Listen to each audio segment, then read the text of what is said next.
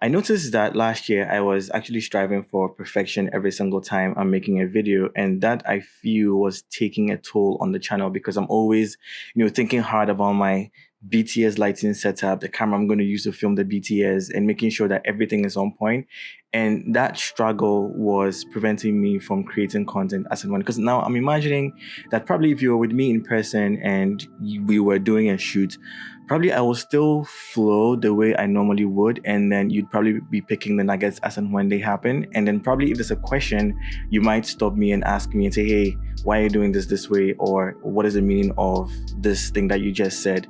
So I want this channel to feel that way. I want it to feel natural. I want more of me to show through. Because another thing I noticed is anytime I press record, I'm just so stiff and recording into the camera, and just because I want to present a very perfect situation. But I think for this year, I want to actually, anything that comes into my mind, I'm gonna record, probably make it feel more conversational than heavily produced. And that I feel will just take an ease on the production. But again, I feel like at this point, there's no way my production is going to be really, really subpar just because of my experiences over time. I feel like there's certain basics that I'll always have covered in my videos. And so if at least you're able to get value from the video, it's more valuable to me than not creating videos at all, if that makes sense, right? So instead of stressing so much on production and structuring my video to follow a certain sequence, I want to record it or document it as it's happening. And then if you have questions, you can ask them in the comments down below, and I will be sure to engage that way. But I feel this is like a way I would be able to add more value to everyone that is watching these videos. I know that this is going to be recorded, but again, if you want to engage with me, the comment box is meant for that. And I feel like if there's going to be a certain group of questions that I'm receiving a lot from a particular thing or a shoot that I did, probably I'll just create another video answering that question. And I think that way we get to create content that I don't just think you would appreciate, but something that is probably solving real world problems that you're facing wherever you are. This shoot I did last year happened. It wasn't like a properly planned shoot because my makeup artist friend planned to do a makeup session for a friend of hers, and I just thought, you know what, why don't we use the opportunity to take some pictures as well.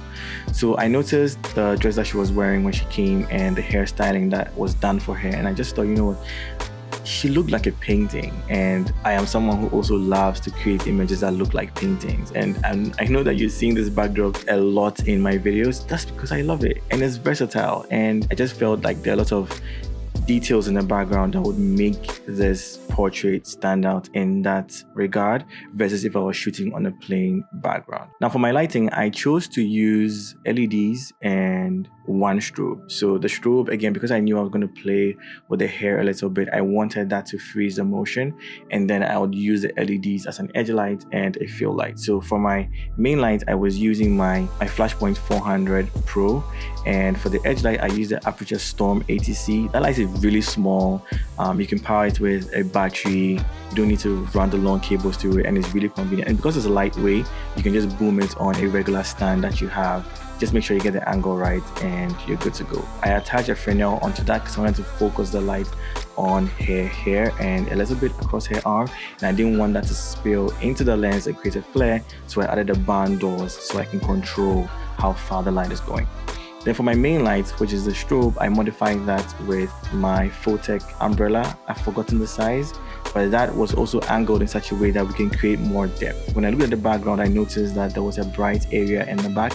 So when I used to think that it's probably like some of that light which is in the sky that is wrapping around and then lighting our model. So I didn't want the light to come from an angle that would feel very artificial, and so I angled that. And when I did that, I knew automatically that it means there's going to be a ton of shadows on the opposite side or from camera side, and so I knew that I probably would have to fill those shadows in a little bit. And so that is where my second light, which is the Aperture 600C Pro 2, comes in, and I modified that with my 60-inch softbox. So that was a really large soft light that was filling the entire area, complementing our main light and then just softening the shadows. But then I also noticed because I was keeping the angle of that light in the same direction as my main light, I was still creating shadows. They were not as deep and dark as just the main light only.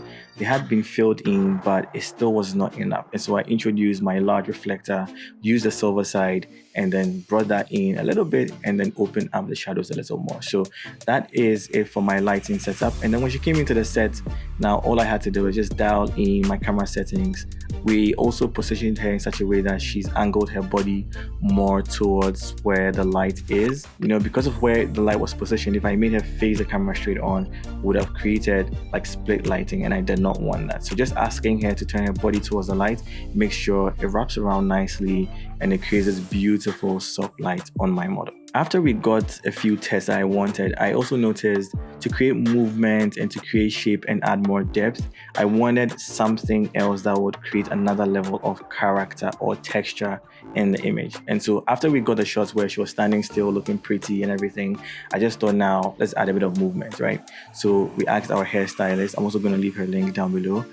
She held the hair, left it, and then we just tried to grab a few of the hair in motion, and I think it turned out really, really nicely.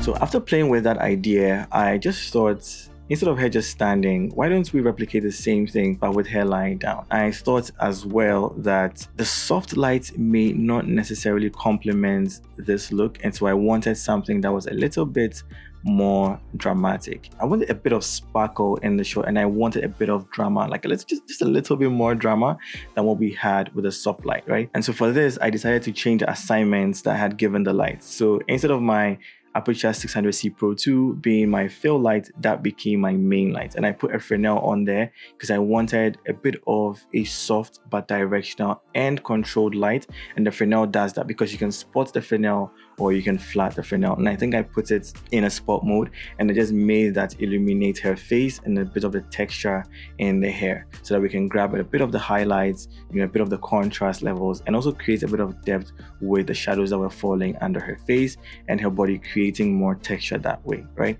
And then creating more contrast. Afterwards, I still use a strobe light as my fill, and it was still in the general direction as it was when she was standing when we were taking the shots. But again, because she's now down, we brought everything down so we can get the best light on her. I still maintained the reflector where it was, just brought it in a little bit more, and that was pretty much the lighting setup difference. So just changing the assignment, asking the LED now to become my main light, and then using a Fresnel on there to control the spill, just change the mood and feel of the image. And I think the image that I created out of that was really, really amazing.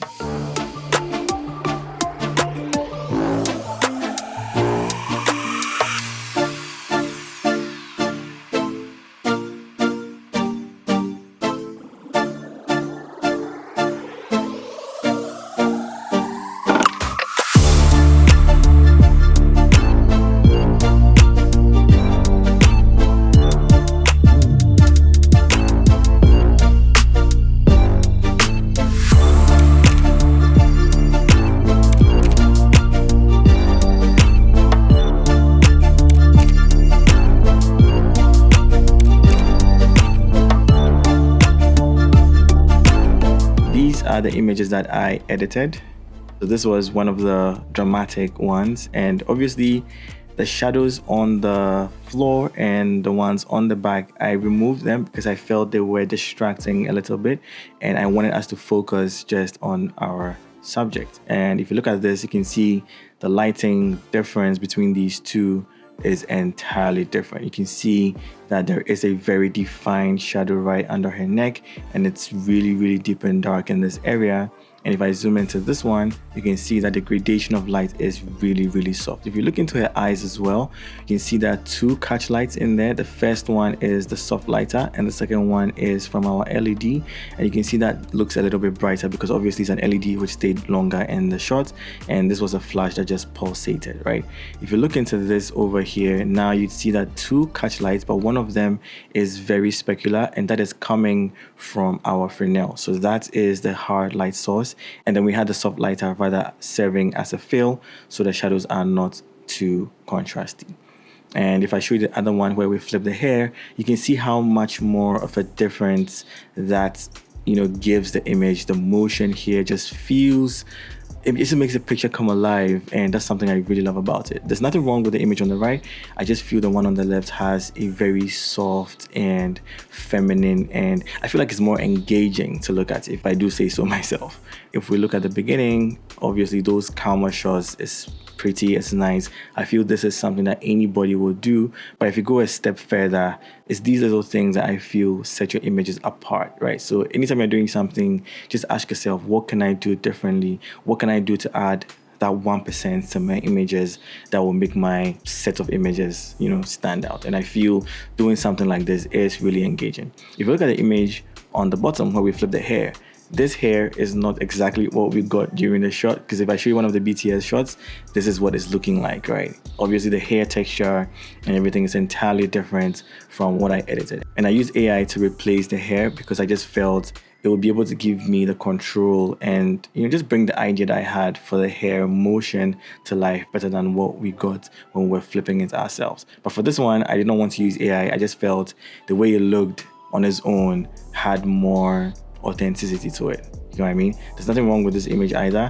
I just felt this fitted the vibe for when she was down, because it's adding the waves, to the hair, and it's following the folds in the dress, and everything just works well together. Versus this is calmer, it's softer. So having like that entire wave to me would have been more of a distraction than the calmness that this hair is actually giving us. Yeah, so that's it for today's video. Let me know if you got some value out of it, and if you like this style, which is more natural, more conversational, let me know in the comments down below, and I'll see you guys in the next one. If you have any questions, ask them in the comments down below. I'll be sure to answer all of them, and I'll see you guys in the next one.